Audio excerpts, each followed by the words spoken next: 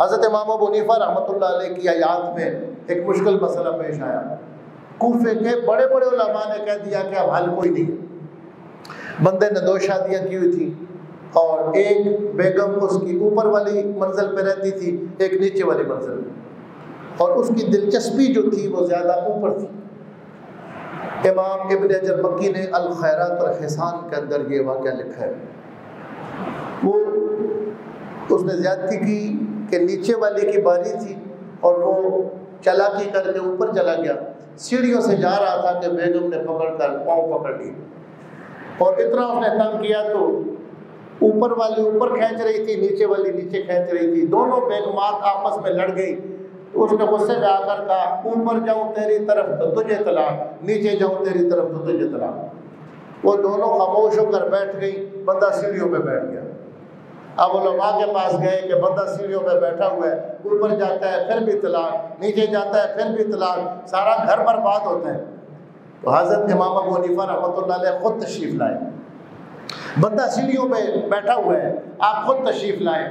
تو آپ نے فرمایا کہ اس سے بچنے کی ایک صورت ہے، اس لیے کہ جو شرط ہے یہ مفرد نہیں ہے، مرکب ہے.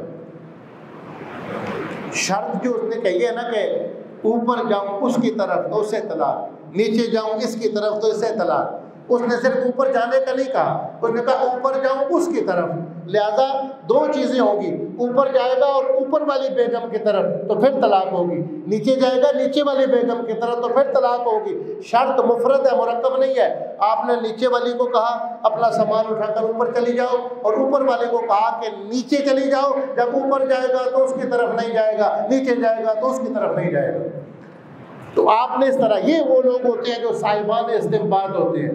وَأُولِي الْأَمْرِ مِنْكُمْ، کہ جب تم کسی معاملے میں تمہارا اختلاف ہو جائے اور نتیجے تک نہ پہنچ سکو تو رُدُّوهُ إِلَى اللَّهِ وَإِلَى الرَّسُولِ، اللہ کی طرف اور اولي الامر کی طرف. منکم بتاتا ہے کہ قیامت تک کے لیے امت کی رہنمائی کے لیے ایسے صاحبان اخلاص موجود ہوں گے جو اپنے نفس سے آزاد ہو کر تعلقات کو نہیں استعمال کریں گے، اللہ کے دین کا مسئلہ ایسے بتائیں گے جیسے اس مسئلے کو بتانے کا حق ہے.